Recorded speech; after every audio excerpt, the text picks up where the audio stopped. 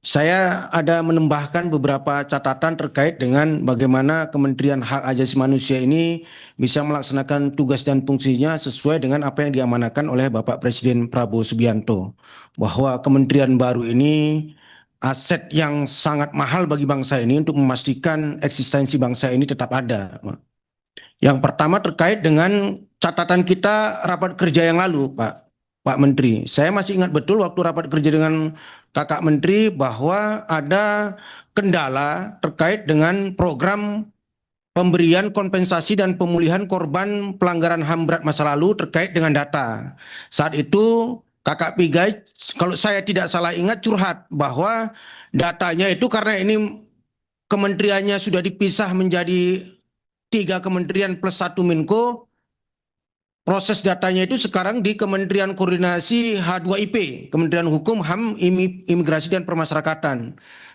Kalau saya tidak salah juga bahwa Kementerian HAM sudah menyurati apakah data sekitar 7.000 korban pelanggaran HAM berat masa lalu itu sudah didapat oleh Kementerian HAM sehingga kita bisa secara progresif menuntaskan program pemberian kompensasi dan pemulihan hidup dari korban pelanggaran HAM tersebut. Kalau belum dapat, kendalanya apa? Apakah masih ada kendala ego sektoral bahwa Menko H2IP belum memberikan atau memang kendala komunikasi atau bagaimana sehingga pada rapat ini kita bisa merekomendasikan supaya itu tidak jadi kendala lagi. Jangan satu kendala administrasi itu membuat kerja substansi kita bertele-tele. Saya pikir itu yang pertama. Yang kedua, catatan saya terkait program P2 HAM, saya pikir setelah rapat ini, P5 HAM, setelah rapat ini mungkin Bu Sekjen bisa ya mengkonsolidasikan agar ini bisa dieksekusi. Prinsipnya kami Komisi 13 siap berkolaborasi karena kita juga punya dapil. Bagaimana program P5 HAM ini bisa tereksekusi sehingga bisa ya kesadaran hak asasi manusia bagi rakyat itu bisa betul-betul meninggi pada periode ini. Saya pikir itu teknis saja. Yang ketiga, ada satu hal yang sangat prinsipil saya pikir dari kehadiran Kementerian HAM ini, yaitu terkait dengan fungsi negara memastikan institusi negara ini memenuhi hak dasar rakyatnya berbasis HAM. Kalau saya tidak salah ingat juga, pada rapat kerja kita tahun lalu, ada satu program yang fungsi negara dalam konteks pemenuhan hak dasar ini bisa terakselerasi dengan cepat, yaitu pembentukan penggerak HAM desa.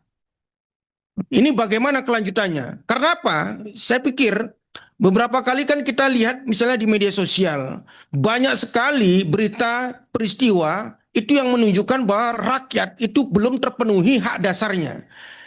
Ada misalnya ada nenek-nenek yang tinggal lantar di kandang kambing. Itu menunjukkan bahwa negara belum memenuhi hak dasar si nenek tadi misalnya. Terkait dengan hak tempat berteduh. Itu kan hak dasar manusia. Ada juga misalnya kemarin beberapa peristiwa seorang anak dari keluarga miskin karena tidak mampu secara ekonomi membiayai sekolahnya bunuh diri. Itu menunjukkan bahwa negara belum memenuhi hak dasar si anak tadi dalam konteks hak pendidikan. Saya pikir Kementerian HAM secara prinsip, secara filosofis kehadirannya untuk itu juga. Bukan hanya sekedar peristiwa-peristiwa pertarungan yang tadi disebutkan tadi. Nah, bagaimana Kementerian HAM punya banyak kaki untuk mengidentifikasi kondisi real rakyat, itu hanya bisa ketika Kementerian HAM memiliki perangkat-perangkat sampai ke desa. Di kementerian lain saya pikir sudah berpuluh tahun Republik ini kalau masih ada peristiwa seperti itu kan gagal. Kalau Kementerian HAM punya penggerak HAM tingkat desa, kalau saya tidak salah ingat waktu itu angkanya mau dimulai dari 2.000 desa ya, Bu Sekjen.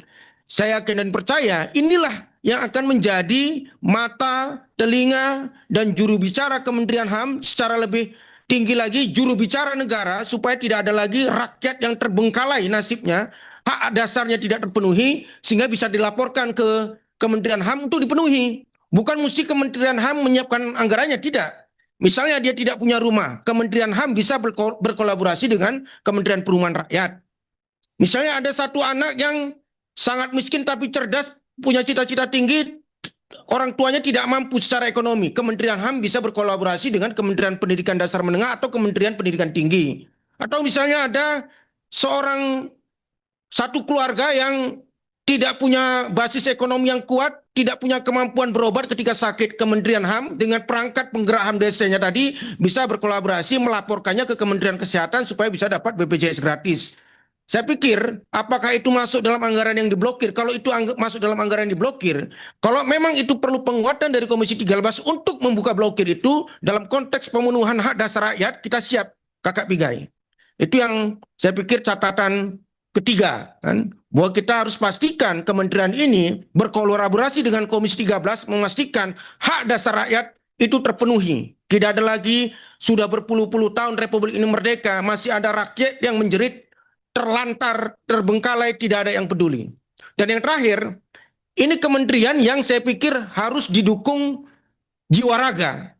Karena apa? Kalau kita dengar kembali misalnya laporan dari Komnas HAM, laporan dari kawan-kawan civil society, tertuduh dari pelanggar HAM itu biasanya institusi atau satu kelompok yang memiliki kekuatan yang besar, yang sangat besar.